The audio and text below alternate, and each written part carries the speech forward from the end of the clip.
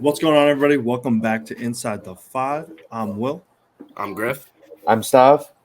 and in this episode, we're going to be talking about a little bit about the Boston Celtics and Media Day, as well as another exciting week in the NFL. What do we say, boys? Let's go. Let's do it.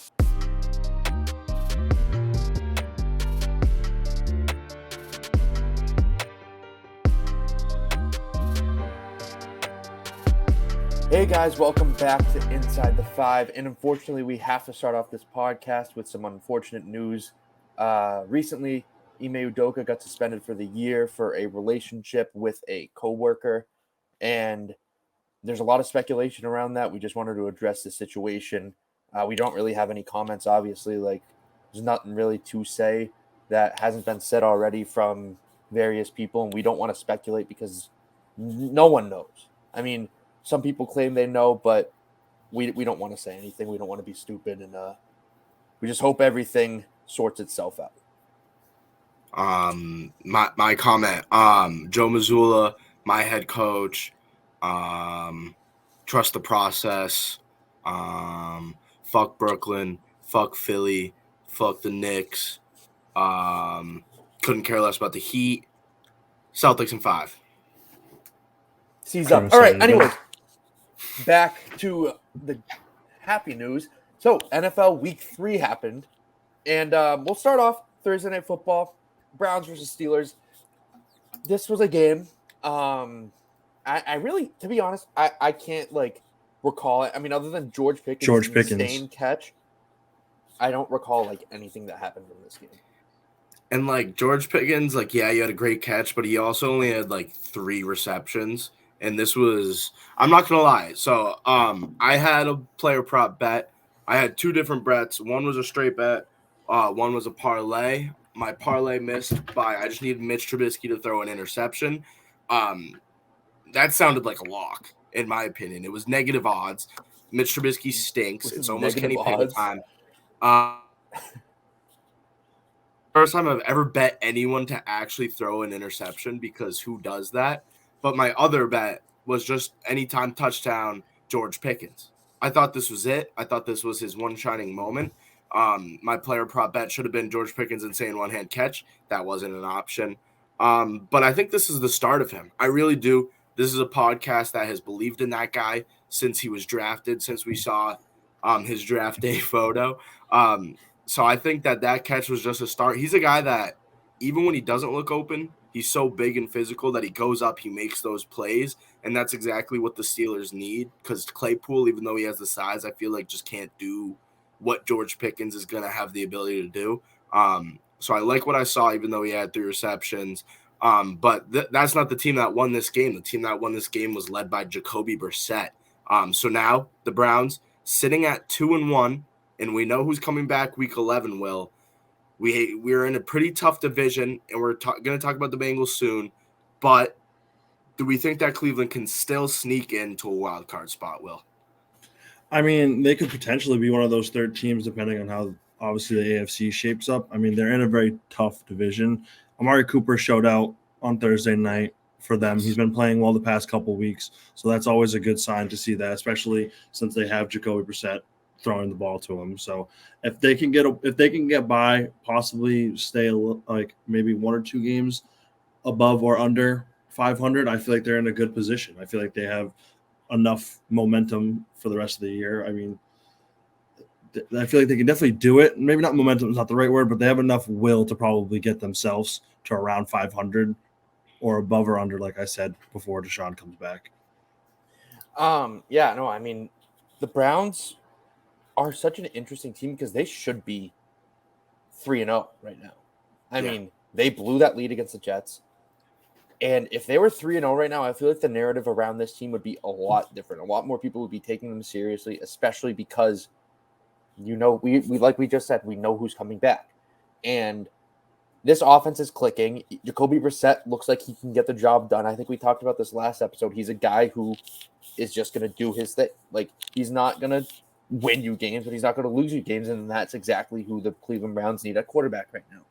And on the other hand, Pittsburgh Steelers, they're clearly missing TJ Watt. That defense struggles without him. They can't get the run game going with Najee Harris. The receivers are good. I mean, I love the receivers for the Pittsburgh Steelers. You got Deontay Johnson, who's a dog. Chase Claypool, who's a dog. He can move the chains. He's a guy who can go up and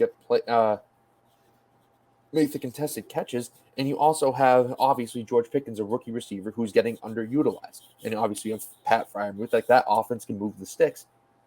It's just a question of the quarterback. Mitch Trubisky, it seems like the offensive scheme is lacking. It seems as if they don't want to turn the ball over. And as we say on this episode a lot, they are putting him in position to lose. They're putting him in position to lose his starting job, and they're waiting for Kenny Pickett to come aboard. I mean, Mike Tomlin has made it clear that he's not going to switch over yet, and I really don't know what direction the Steelers team is going in because they have a talented team, and they very well could have also been 3-0 up to this point. Each of those losses are a one-possession loss. So, I don't know. I mean, we'll see it's very early in the season, obviously. Real football doesn't start until late November, December. So, that's what the Dolphins a lot of time to work with. And if we're talking about a lot of time, how about an injury that's going to take off a good amount of time, guys? And that is from your quarterback. Stav, I'll pass it right back to you. Before we even talk about this game, let's talk about Mac Jones. Mac Jones. Okay. I love Mac Jones. Met him. Good guy. Signed my jersey right there. If you're a starting quarterback for the New England Patriots, you do not cry. I don't care if you get shot in the leg. And I don't care if someone injures you for the rest of your career and you're out. You do not cry. You have to have some pride.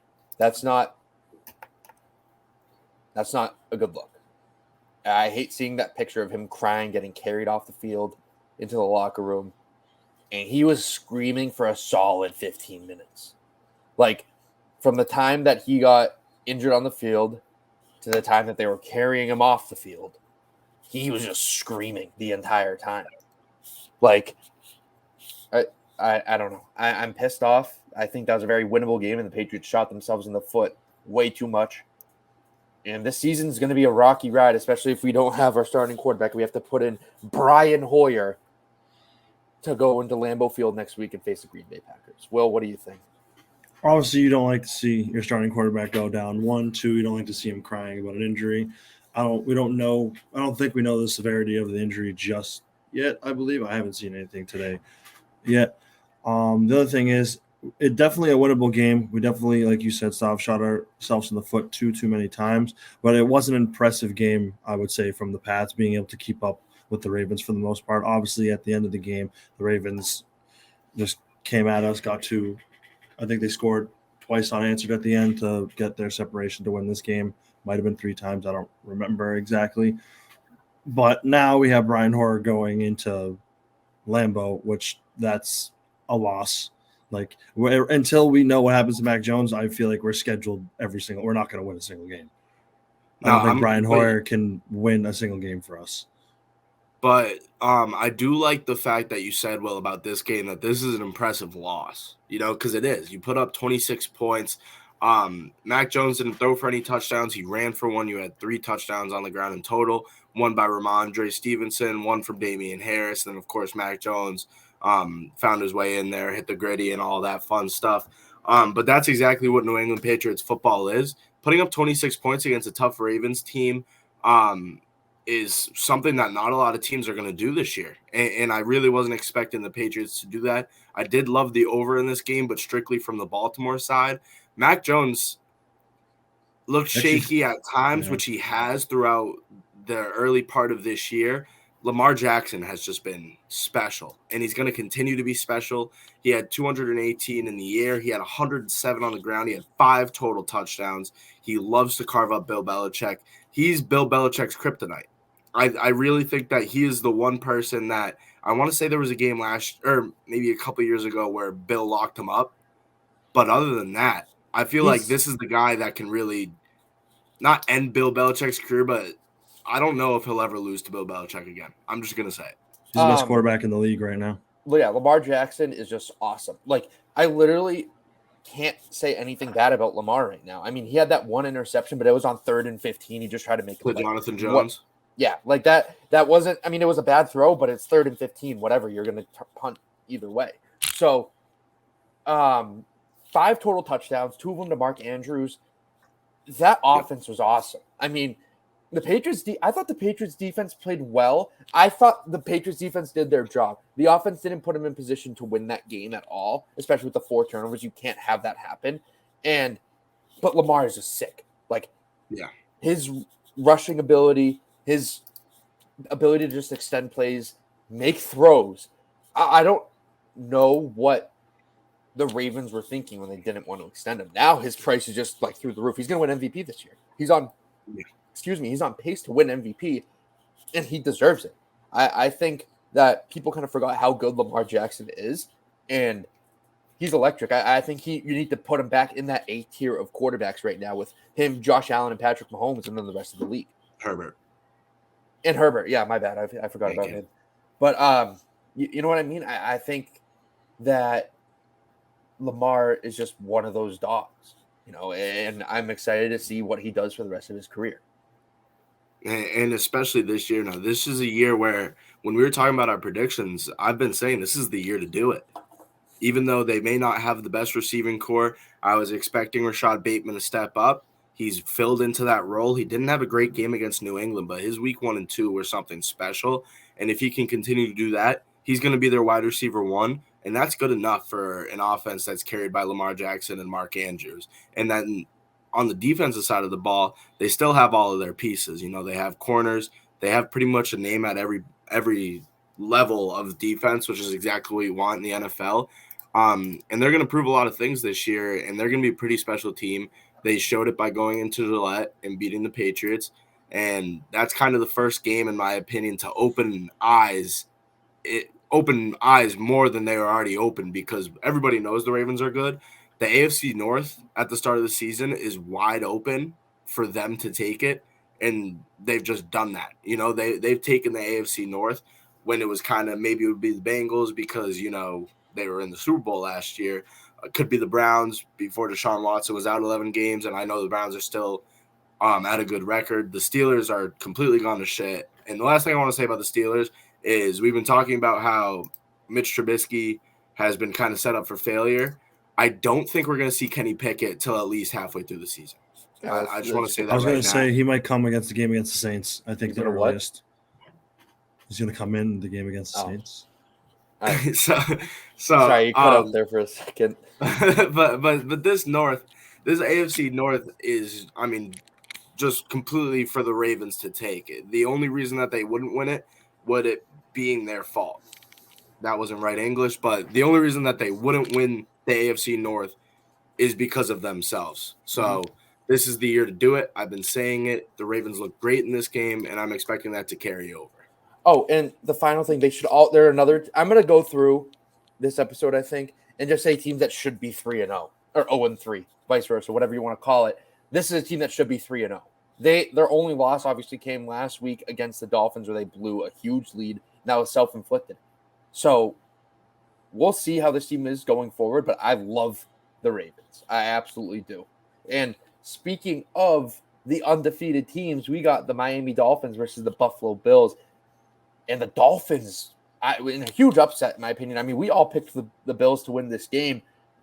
But this is another game where it's just self-inflicted. I think the Bills are way too cocky going into this game, and the Dolphins took advantage of it. I mean, I'm going to bring up a few stats. In the last 2 years, did you guys know that the Bills have not won a single possession game? So if the game's within one possession, the Bills never win. And that continues. Tua Tagovailoa finally beat a quarterback with an O in his without an O in his name, or in his last name. It's the last name that's the stat. He finally beat a quarterback without an O in their last name. And what was the last one? The Dolphins only ran 39 offensive plays that game, and they won. Which is unbelievable. That's what confused me is how you can only run that many plays on offense, and Tua only threw for like 180 yards, most of them being to Jalen Waddle. You only throw for one. You have 2 touchdowns on the ground, but you only ran for 41 yards. Yeah, So, this defense, who, I mean, I guess you could say we expected, but I personally didn't. I think they have a good defense. I don't think they have an amazing defense. They went in, they shut down a Bills team that, I mean, we were pretty much saying was unstoppable. And this wasn't a defense that I thought was going to be the one to kind of calm them down. On the Bills side of the ball, especially on defense, just battling a lot of injuries. I want to say both the rookie corners were starting this game. Both of their safeties were out this game, so it kind of makes sense. But only giving up 21 points when all of those players are out on the defensive side of the ball, I kind of put this whole game on the offense, because if you give up 21 points here, the Buffalo Bills, with that many people out, you should put up more than 21, because that's what you're gonna have to do to win this football game. And they just went out, they didn't. Yeah, I mean, I want to say my favorite part of the game, obviously it was a great game, but the end when the butt you punt? saw the butt punt was iconic. And then when they showed like okay, so what happened at the end where like they didn't get the ball spotted in time, and then they just cut to the booth upstairs with the offensive coordinator just ripping and throwing his clipboard on the table, and then you just see like the cameraman's hand just like slide right over the camera lens, and he just like he was going insane in that room. Okay, so here's the thing: if they get that last playoff, what do we think? Are they going to convert on that? I think there was no chance, no timeouts. You're running to the ball. You're just going to send everybody deep. That's a last-second Hail Mary. I think no matter what, Ken Dorsey, I mean, should have obviously been upset. You lost this game in a game that is an early must-win game. And, you go out there, bad time management, and no matter awful what. Time management, awful situational awareness. If you have one play to go with no timeouts left, and they're at around like the 45-yard line, obviously Josh Allen has the arm to do it, but who is he going to throw that up to? Diggs? That would be the only person. You're not going to get a 50-50 ball to Gabe Davis. Yeah, that's true. He dropped. You're not. And Diggs, as much as I love Stephon Diggs, he was my first-round draft pick in fantasy. He's not a 50-50 ball type of guy. He's a I'm going to beat you right off the ball type of guy. He's not going to go up and make the plays. He can do it, but that's just not the kind of wide receiver. He's not a big physical receiver. He's kind of like he's a superstar. He's not like a big guy. Like, he's just going to be better than you. They don't have like a 50-50 ball guy. Diggs would be the closest to it, but with 1 second left, the one person that they're going to make sure they take care of is Stephon Diggs on the defensive side of the ball for Miami. I think no matter what, yes, you should be upset. You shouldn't be smashing everything on that table, because at the end of the day, I'm going to put all the blame on him. I'm going to put all the blame on Ken Dorsey. I mean, the Bills, to end both halves, obviously the first half, they ran like a fake spike and they dropped the snap. That was a weird play. They could have kicked a field goal or given themselves a final chance. And to end the second half, Isaiah McKenzie or Devin Singletary didn't get out of bounds. That cost them the game. They don't have any situational awareness. They just think they're going to walk into every stadium and blow teams out. It seems like the only team that's going to stop the Buffalo Bills are the Buffalo Bills. Like, it's so different how they started the season with that first game against the Rams. They looked hungry. They looked like they were like pissed off. Same thing the second game against the Titans. First home game, they blew out the Titans. A decent team. And then you go to Miami, and everything just looks like it's thrown away. It just looks like they thought they were a better team, and I think that's very frustrating. If I was a Bills fan, I'd be very frustrated with what I saw yesterday. And speaking of frustration, let's move on to the Texans versus the Bears. Yeah, the Bears do not trust Justin Fields whatsoever. And they're 2-1, but I don't know what the Bears are doing. They throw, Justin Fields through 3 games has 275 yards passing. And that's what I've been looking at throughout the whole beginning of the season, is just the fact that, especially in this game, going up against the Texans, your quarterback, this is the perfect opportunity to kind of give him a little bit more freedom, go out there, ball out. He only threw 17 attempts. He had 8 completions. He had 2 picks in this game, which was horrendous. He had a QBR of 19. Like, he didn't look good, but I think it's to the fact that you're going up against a quarterback in Davis Mills who has pretty much or almost literally 2 pass attempts away from doubling Justin Fields' pass attempts. Justin Fields can play ball, and I just feel like they haven't opened up the playbook enough to let him. Chicago runs the hell out of the ball. They do a great job of doing that. They had 40 carries altogether for 281 yards. You got to give Justin Fields some more attempts because the reason why he's struggling so hard is just the fact that it seems like there isn't a lot of confidence in him when it comes to him dropping back and letting the ball loose. And I know that the wide receivers aren't great on this team, but you have young talent. You know, you have Cole Kmet at tight end, who everybody's waiting for him to have a breakout year. He was the leading receiver in this game. He only had 40 yards. You have Darnell Mooney, who we've been talking about, who has been going quarterback to quarterback.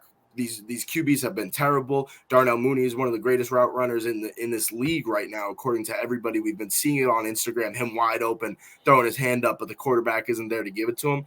Why not give these people a chance? I love Equanimeous St. Brown. We've seen him make big plays for the Packers. He wasn't the greatest receiver on those Packers teams, obviously with Devontae, but I like Byron Pringle too from Kansas City. Those are 3 guys. I mean, 4 guys if you include Cole Kmet. There's your 3 receivers and your tight end. I don't mind those guys at all to be the receiving core for the Chicago Bears with Justin Fields. It's just the fact that your quarterback, very, very young quarterback, by the way, is only throwing 17 pass attempts against the Houston Texans, who are now 0-2-1. You got to give him a chance to open up the playbook and let the ball fly, because if you don't, you're at 2-1 right now. That's the perfect start if you're the Chicago Bears. If you don't let him throw the ball around early in the season, then you can't rely on him to do it in later games where you could be sneaking into a wild card. I'm not saying that they're going to be sneaking into a wild card, just hypothetically, because, I mean, starting off 2-1, and honestly, the Bears don't look too bad. No, they don't. And I think that's the problem with their team, is that they know that they're doing fine with what they're doing, and they're not giving Fields an opportunity to really just show off what he can really do. I mean, obviously, I don't even know what the number is anymore, but it's ridiculous. What did he throw? 12 passes, we said? Something like 17 that. 17 on Sunday, which is absolutely ridiculous. I don't even think they have an offensive scheme that will open up for him. They have the wide receivers to do so. They have a quarterback. They have a good run game. I don't know why when they establish honestly, they have an elite run game scheme. They run that ball. And not only is it elite because of David Montgomery went out in this game early. Yeah. Very, very early. They decided to put their trust in Khalil Herbert, which I would as well. They gave him 20 touches. He had 157 yards, 2 touchdowns. That's the backup running back. So, I mean, I understand that Khalil Herbert is good, but at the same time, when your running back goes out, why not put a little bit more trust into your QB? I mean, they had the run game established the whole game, and I was watching Red Zone waiting to see. I think the only play that I remember that was like halfway decent from Fields was that play to Equanimeous when he ran the ball up the field, I think like 40-something yards down the sideline. He had a wide open play and literally dumped it down for maybe like a 2-yard, 3-yard pass, and he ran it like 40-plus yards. That was the only thing they had. Yeah, I don't love what's going on in Chicago. And I to be honest, I have nothing to say about the Texans. I feel like we didn't see anything out of the Texans, and the Texans are just going to. I don't think we will see anything from the Texans. I don't think so. I mean, the Bears won this game on a last-second field goal, after a Roquan Smith interception, a guy who wants to be out of Chicago. So, this was a bad Roquan, before we move on, I know he wants out. He doesn't fit on any other team in this league. No. Any team that needs a middle linebacker, I mean, actually, you know what? Straight up, there isn't a team that needs a middle linebacker, because that is the captain of your defense. You're not going to make a mid-season trade for your Mike. Yeah, exactly. I don't know. This was such a bad game. This was a scheduled game that no one would watch. This was like we'll see you on Red Zone a couple of times. Not one of those that we don't see. It'll be like, we see it a couple of times, but that's when we check our phone. Yeah. Mm-hmm. So, next game on the list, Bengals versus Jets. The Bengals bounced back as we predicted. T. Higgins had a really good game. And yeah, this was another game. I mean, there's no such thing as a bad slate, but the teams really felt like they communicated and said, yeah, this isn't a game. This isn't a week where we're not going to put our best foot forward. It just kind of seemed as if no one played well this week. Yeah, and I just don't get the Jets, when we have Flacco in there and we don't know when Zach Wilson's going to be back. I've heard could be next week, could be the week after that, could be the week after that. Why is Joe Flacco still going out there and throwing the ball around? He had 52 passing attempts. And you have Breece Hall and you have Michael Carter. That's 2 running back ones. You only had 20 attempts on the ground. You put up 12 points in total. Joe Flacco had 52 attempts. He had 2 interceptions, no touchdowns. Just run the ball. Like, get your guys going on the ground game. It doesn't really make sense. I feel like they're just getting ready and expecting that Zach Wilson's going to come in there and throw 50 attempts and complete 40 of them and throw like 4 touchdowns a game. And that is not going to happen when Zach Wilson comes to play, because Zach Wilson stinks. I'm sorry. I liked Zach Wilson for a little bit, but then I watched a BYU game on Saturday, and I just remembered how much I hate BYU and I hate Zach Wilson. So I'm back on it. Yeah, but I do like the Jets. The Jets stink, though. Like, they stink. Another team They that could be actually 0-3. Like 0-3. Yeah, I actually don't even want to talk about that game anymore. That game is just bad. I don't either. All right, Colts versus Chiefs. The Colts actually won a game. I mean, they're literally the definition of mid, being 1-1-1. Yeah, I mean, this was a game too. Like, I feel like we didn't see Mahomes put his best foot forward.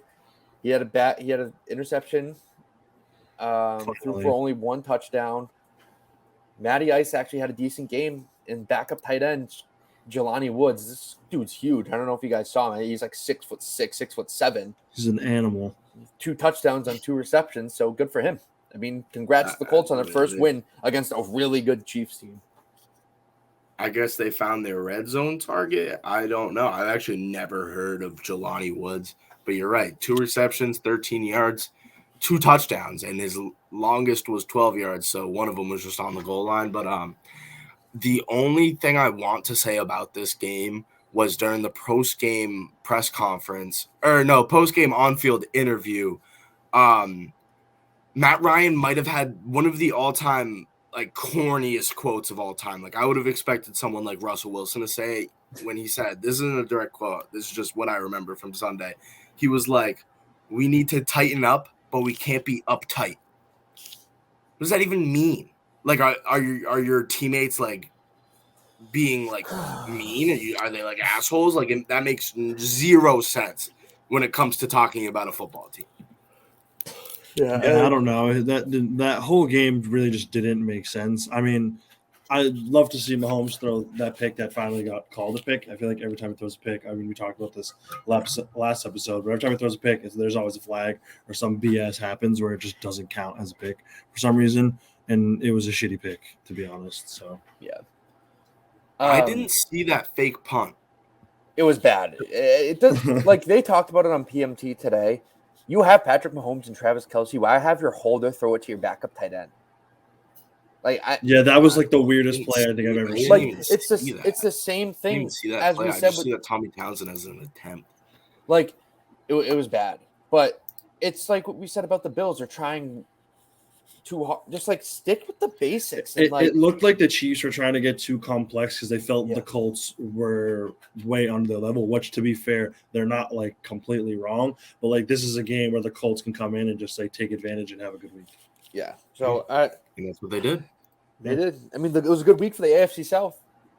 And speaking of AFC South, the Titans beat the Raiders. A bad week for the AFC West as well. Yeah.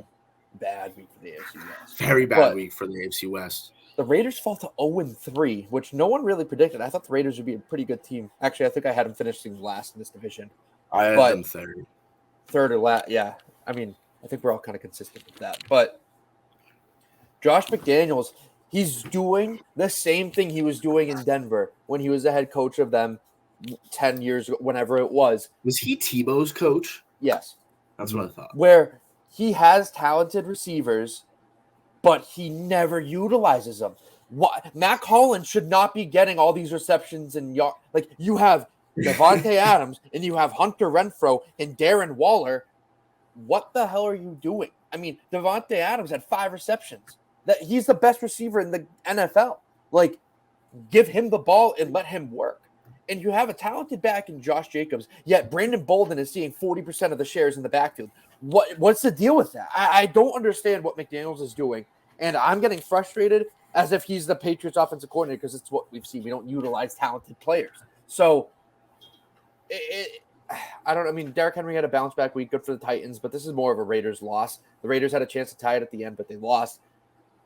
It's a disgrace. I think McDaniels is fired by week 6. He had a behind the doors, closed door meeting with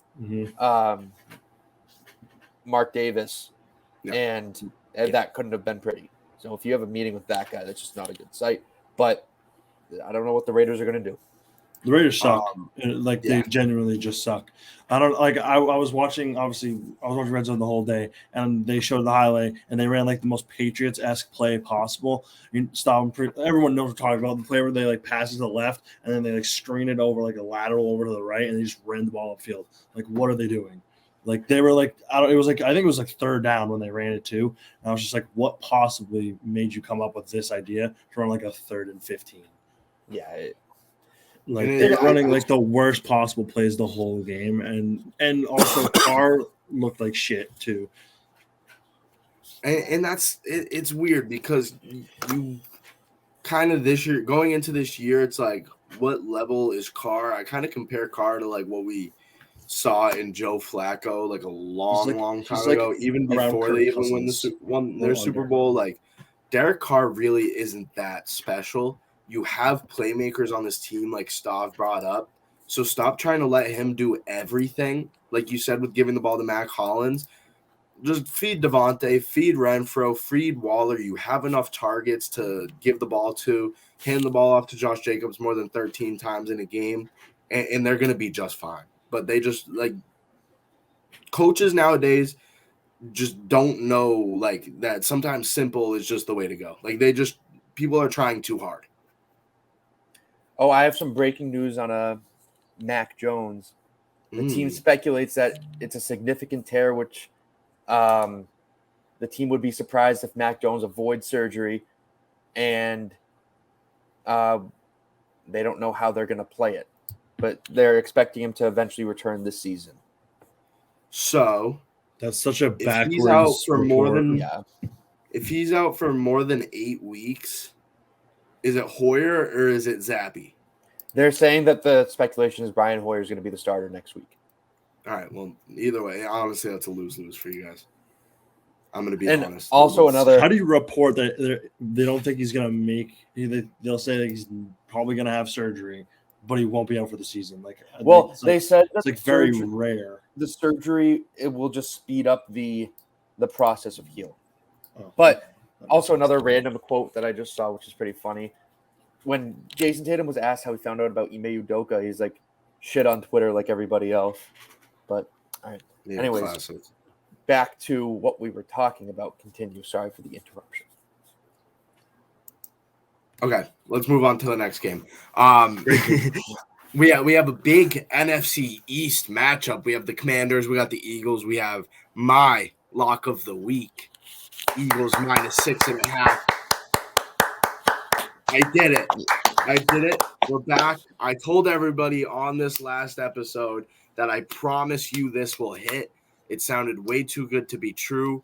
Going into Sunday, I had a little bit of butterflies in the stomach, but I knew that was a good feeling. I felt like I was playing. I literally felt like I was going to be playing in this game.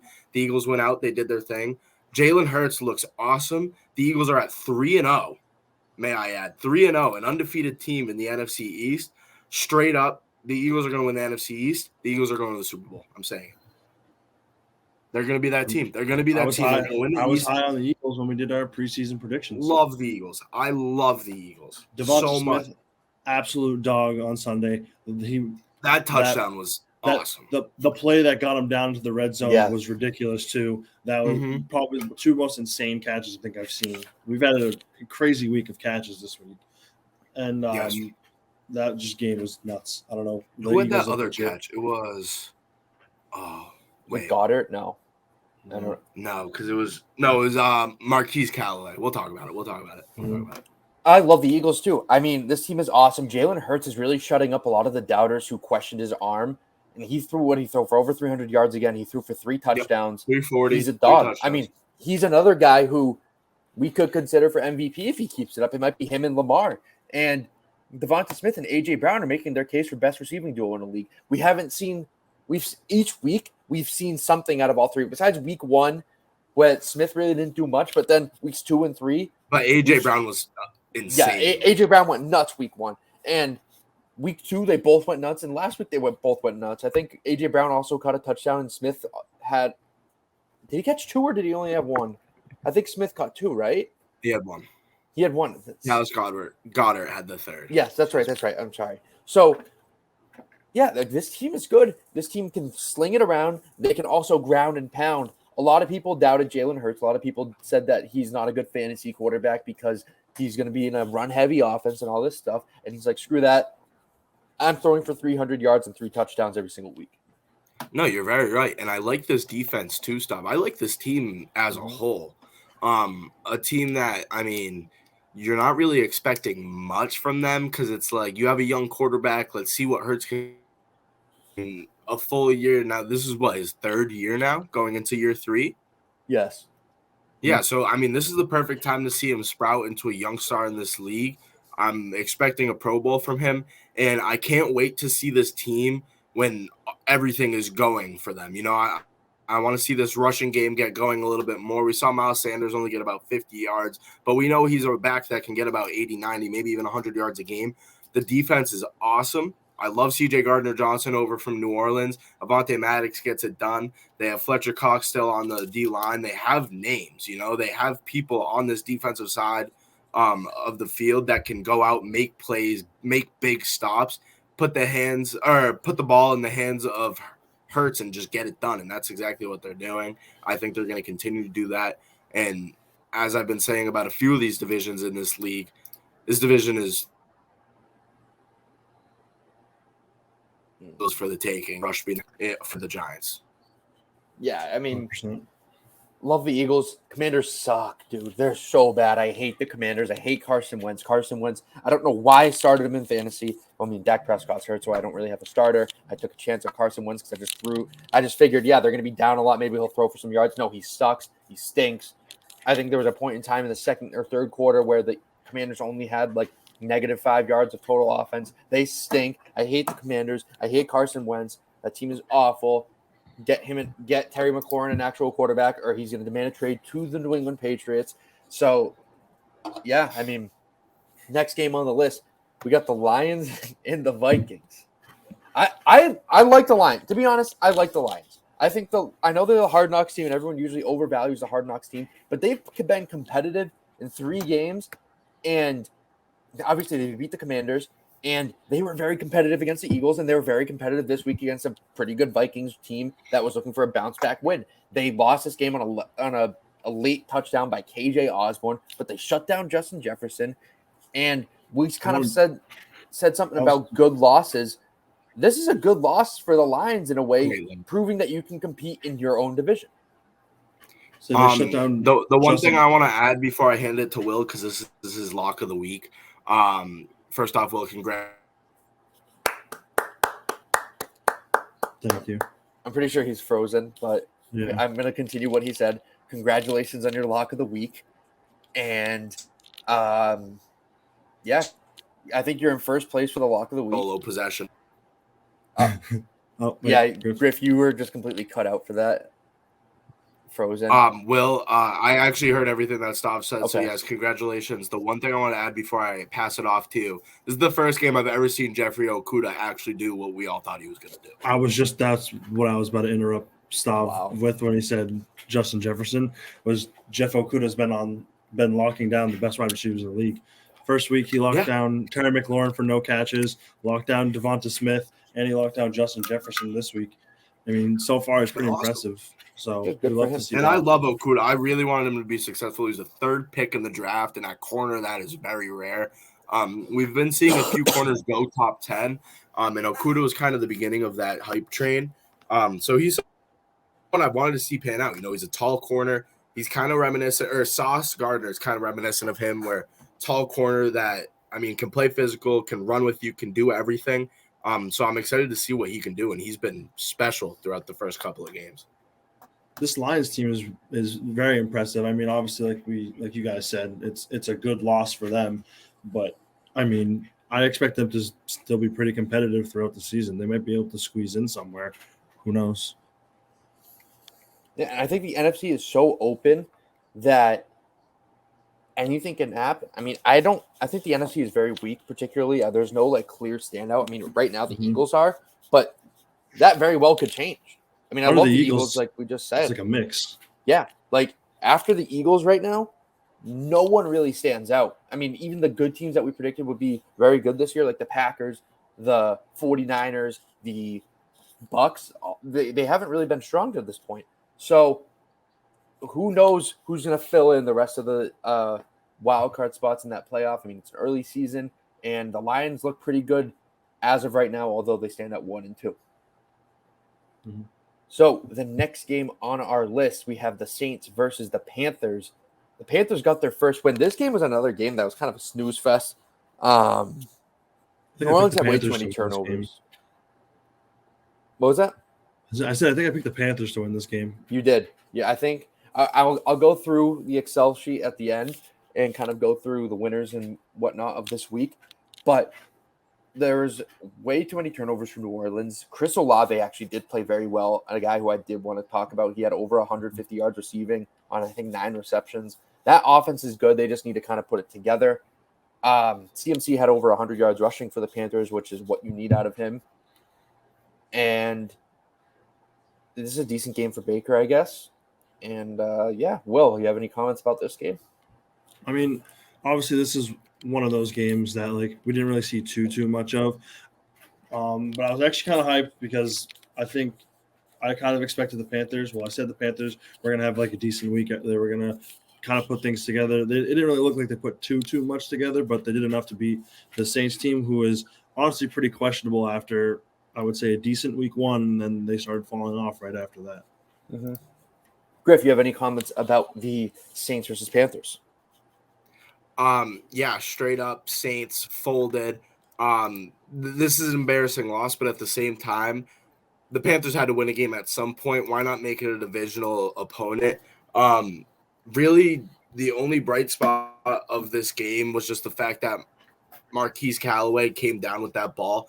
What an absolutely awful ball that was from Jameis Winston. Such a Jameis Winston-esque throw from himself. The ground game couldn't get going for New Orleans, and if that continues to happen, they're going to be very unsuccessful. Yeah. Mm-hmm. And now the Carolina Panthers are tied for second in the division, which is crazy. That division might be the worst division in the NFC. Yeah, Brady sucks. We'll talk. That division's ass. Yeah, we'll get to that game in 2 games. But let's talk about the Jaguars and Chargers. Nothing happened. Game should have been canceled. It was illegal that they allowed Justin Herbert to even play in this game. He was clearly injured. The doctors on the Chargers suck. This is a fluke win for the Jaguars. Don't let the Chargers face you when they're fully healthy, because the Jaguars will be screwed. Honestly, I have no comment for this. Lost 2 games. Kind of embarrassing. We've lost 2 games, and it's bounty gate. I really think that the Chiefs hurt Justin Herbert on purpose. 100%. I'm going to say it. They're scared because they're not good. They're scared because Justin Herbert is better than Patrick Mahomes. They are scared. They don't want to see her. I've never seen Herbert hurt, so you know it was on purpose. They don't want to see. You could tell that he was hurt just throwing the ball around. He just didn't look like himself. I remember red zone cut into one of his throws, and I get hyped because I just remember last year and the beginning of this year, every time we see red zone cut to a Justin Herbert throw, it's an absolute dime. It's literally. It's it's a bomb, or it's literally the best pass you've ever seen ever, and it just wasn't at all. I was like, what's going on? It's what happened to him? Yeah, so whatever. Congrats to the Jaguars on a fraudulent win. Bunch of frauds, first place in the AFC South. Watching this game with a Jaguars fan. Yeah, I don't. Whatever. Next game. Did you hear that? No. Hello? Yeah, we can hear you now, but I didn't hear what you said about the Jaguars. Oh, I was just saying, I watched this game with a Jaguars fan. A Jaguars fan? Who's a Jaguars fan? I didn't know she was a Jaguars fan. One of my coworkers, after we got done with work, the games were just on in the ballpark. I work at a ballpark. The game was on and the Jags scored and she like jumped out of her seat and I was like, "What are you doing?" She's like, "Oh, I'm a Jaguars fan." It's like, "What?" She's like, "Yeah, the best year of my life was 2015." Duval County. That's kind of random, very random. But I mean, in unfortunate news, Rashawn Slater is out for the season, which could impact this which will impact this offensive line, unfortunately. But the Chargers are fine; they'll bounce back. They always do. Next on the slate, the Bucs versus the Packers. This was a weakened Bucs offense. They were missing their first 3 receivers on the depth chart, with Mike Evans, who was suspended, Chris Godwin recovering from an injury, and Julio Jones also recovering from an injury. But with that being said, Tampa Bay, the receivers didn't do any favors to themselves. I think there was 4 total fumbles for Tampa Bay, which is no help to Tom Brady. You never see that with a Tom Brady-led team.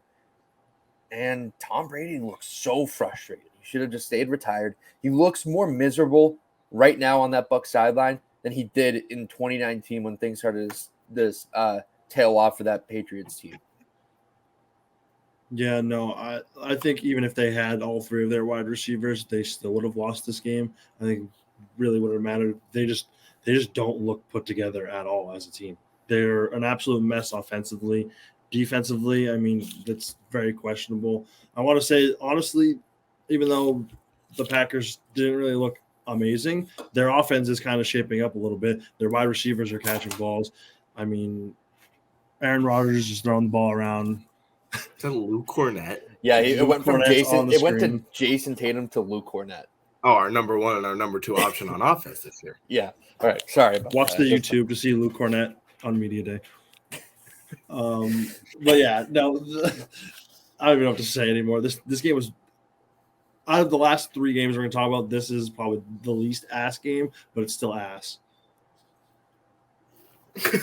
That's facts. I think this might be the best game that Romeo Doubs is going to have all year. 8 receptions, 73 yards, and a touchdown. Left him on the bench in fantasy at 20. Didn't matter anyways. I think I put up like 5 points in fantasy. Took a tough loss this week. But yeah, I mean, the Packers, in my opinion, the Bucs, when Brady plays frustrated, that's when he's at his worst. He's going to be frustrated all year, and the Bucs aren't going to be anything special. I'm going to say it. Yeah, that's a normal statement. And then this was probably the next game on our slate. This was probably the game of the week, to be honest. Like, this was probably the most competitive game with 2 hungry teams, the Bird Bowl with the Seattle Seahawks and the Atlanta Falcons. I just wanted to get things started by saying Cordero Patterson is electric. I love Cordero Patterson, and he was getting like a lot of doubt heading into this year, saying, "Oh, he's not gonna be as utilized." No, he's utilized. He's utilized a lot as a running back. And shout out to shout out to the Atlanta Falcons for utilizing Cordero Patterson in his second year there. No, you're right. And it's like, I hope my Wi-Fi doesn't mess up because my Wi-Fi has been horrendous. But you're right. Cordero Patterson, there was a lot of doubt on what his role would be this year because, you know, they used him in the return game. They used him in the slot. And then here and there, he would get touches. They just straight up made him the running back 1 on this team, and he's been amazing. Like, he's been awesome. He had 140 yards on the ground. What I want to say on the Seahawks side was this was a great loss. You know, we're tanking right now, but we put up 23 points. We lost to the Falcons, which was like a team that we could beat. This is a pretty even matchup, in my opinion. Good loss. I'm going to say it's a good loss. I'm glad that we lost this game. Bryce Young. Exactly. That's all I have. It was a good loss. We're taking. All right. Another random news thing that I just got a notification for on Twitter. Steve Smith Sr. and Coley Mick now have a podcast together. That came out of nowhere. But anyways, back to the NFL Sunday slate. This sucks too. The Rams and the Cardinals. The Cardinals suck. Worst team in the NFL. Kyler Murray is the worst quarterback in the NFL. This is such a terrible game. I mean, both teams played sloppy. The score is 20-12, but it wasn't a good 20-12. It was really 20-9. But the Cardinals hit a field goal to make it a one-possession game with like a minute left. Didn't recover the onside kick. Do you guys have any comments on this game? It sucked. Both teams are ass. Yeah. It was double XP weekend in COD. Yeah. It's going to be double. It was. I'm pretty sure they're going to just have double XP weekend every weekend in Call of Duty because Kyler Murray sucks. And he's going to suck for the rest of the year. I hate him. Next, the game of the week, Sunday Night Football. It was a high-scoring baseball game, 11-10. The Denver Broncos pull it off. So fucking bad. That was the worst football game I think I've ever watched. And it wasn't even like a defensive slugfest. It was just both offenses were horrendous. This game was terrible. Like, it was actually nothing short of terrible. It was probably horrendous. I don't even think there's like a word for how bad this game actually was. Honestly, I think the worst part of the game was actually the end of the game. The worst 3-4 plays in a row I think I've ever seen. And then the post-game interview, on-field interview with Russ, he basically, like, I'm not going to quote whatever he said because I honestly couldn't tell you, but like basically what he said was, I played like shit, the defense saved my ass. That's pretty much what he said. And he did play like shit, and the defense saved his ass. But, like, do we really want, like, as the Broncos getting there, oh, no, this isn't their first win. Is it their first win? No, they won last week against Texas. Oh, yeah. Another shitty game. Yeah, okay. Well, I don't know. I hate the Broncos. I hate their coach. I don't like Russ. This team sucks. Yeah, and the 49ers were nothing special with Garoppolo either, which honestly, we've been known to say that the Garoppolo won't win you a game, but he won't lose you a game. In fact, I really think he lost the game. He literally did by stepping out of the back of the end zone. They lost by 1 point. This was my Dan Orlovsky. So bad. This was an atrocious game. The Broncos suck. Like, you can't say sorry for being 2-1 like PMT said, like they say on PMT, but this team's awful. They're awful to watch. They have nothing going for them. Russell Wilson can't even make throws. Stinks. Geno Smith is a better quarterback than Russell Wilson right now. Yes. I have no problem saying that. He's still playing like he has that thumb injury from last year. Yeah, because he's thumbing up his ass every single game. He got hurt once, so now he's just scared to play football. He's so corny, he's childish, and he's a loser. He's not a winner. I've been trying to say this. He got carried by his defense the 2 times we went to the Super Bowl, the 1 time we won it. When we won the Super Bowl, we had the greatest defense of all time. Literally of all time. And I don't care about the steel curtain. I'm not debating today. That was the greatest defense of all time. I think that's why we won that Super Bowl. Russell Wilson sucks. I think the argument that Seahawks 2013 defense is the best of all time is being solidified with how bad Russell Wilson has been ever since. And he's a guy who everyone's like, oh, he's one of the best quarterbacks in the league, yet he has nothing really to show for it.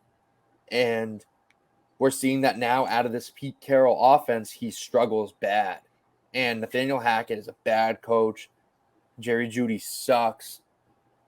It doesn't make any sense. I mean, they have talent on offense, it seems, but they don't really do anything. And when you lose the game 10-11, it's ugly. When you win a game 10-11, I like how we're talking about the Broncos as if they lost. They basically did. They should have lost. That was the NFL should pay us for watching that game. That was so bad. And I want to look at the Broncos schedule ahead because we were talking about this last night, that they have a lot of primetime games coming up, and I don't want to watch any of them. I was actually going to say, I know we'll talk about this on the next episode, but who let the Saints play in London next week? Yeah, it's like against the Vikings. We're going to watch Jameis throw another 5 picks in London. Yeah, 10 a.m. And I cannot wait for 3 weeks from now when our Chargers absolutely annihilate the Broncos on Sunday Night Football. That is going to be awesome. And it's going to be boring because the Chargers starters are going to be out at halftime because of the score difference or the difference. And another game that's technically prime time, Broncos and Jaguars in London on October 30th. Oh, Lord. Another primetime game, Chiefs and Broncos.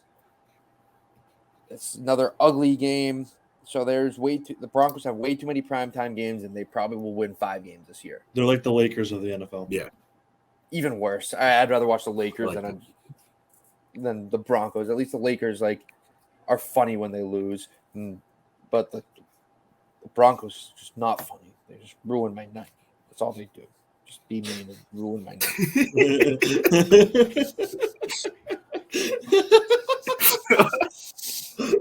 All right. All right. Well, then we have Monday Night Football. We have the Giants and the Cowboys tonight. Mm-hmm. Should be an interesting Yeah, game. It's a whiteout. I mean, yeah, you didn't know that? Giants Twitter saying it's a whiteout.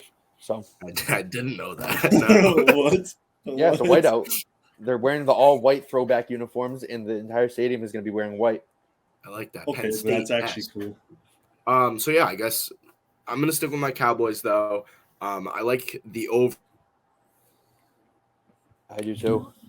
I mean, Griff kind of Honestly, cut out there, but I don't really agree. care what happens in this game. I just need Saquon to drop at least like 10 to 15 Just because points. it's Yeah, I also need Tony Pollard and CeeDee Lamb to combine for over 1.5. Hopefully that happens. Yeah, I need 10 points for my boy Saquon, and I'll like to be 3-0 in fantasy. Yeah, that'd be pretty cool. Well, all right, Griff seems as if he's back. And Griff, you want to talk about the lock of the week?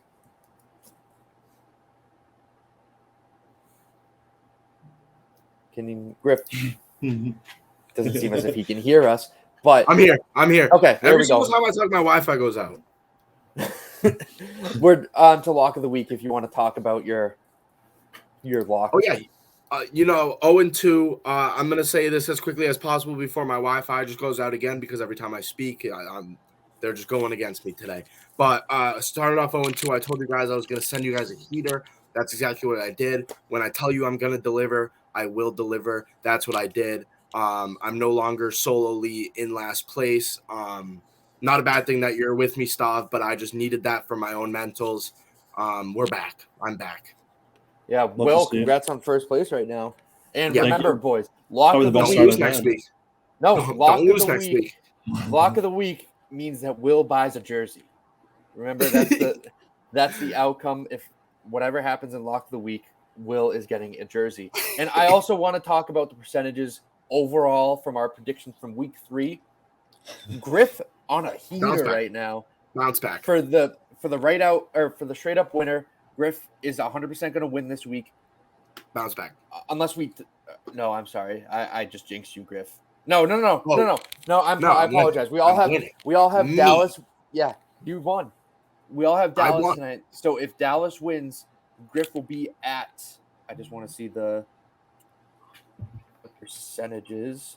So you'll be 9 out of 16. You'll be 56% if the Dallas Cowboys win. However, as of right now, you are 53%, which is awesome. Congratulations.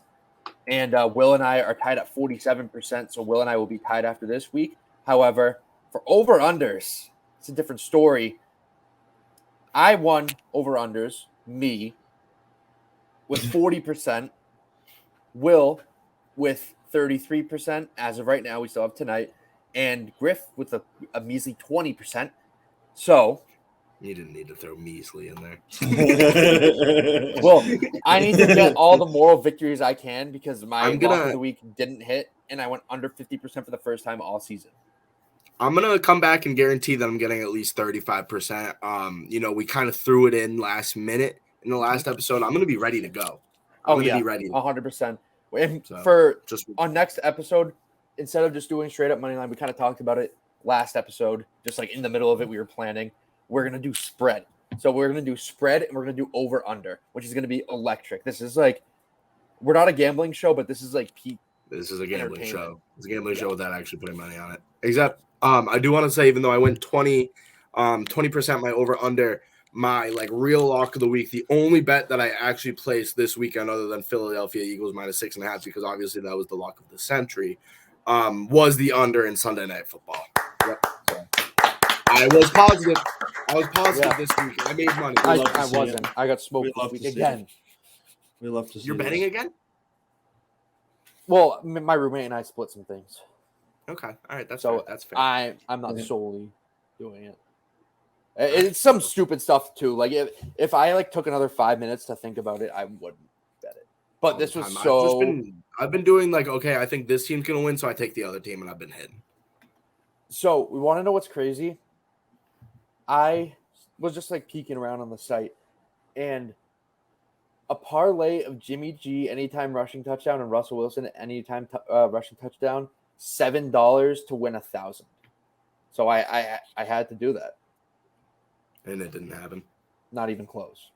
I don't think they had like any rushing attempts. The score was 11-10. Yeah. Game was terrible in general. And I had George Pickens anytime touchdown on Thursday night too. I did too. I mean, I actually thought for a second I thought it was a lock. It was plus 500. Yeah. Thought it was a lock. I was loved happy. the odds. I was happy. I think we got it at a good. I think we got it at good enough odds where it was like we lost it, but it's not a bad loss because it's like you got to take those chances. So I'm not mad about that play. But I think that's gonna wrap up this episode, right? Yeah. All right. Well, we hope you guys enjoyed. Thank you, Stav and Will, for carrying this episode. I'm going to go into an absolute war against my Wi-Fi router right now. We will catch you guys for our predictions. We hope you guys enjoyed. Peace. Peace. Peace.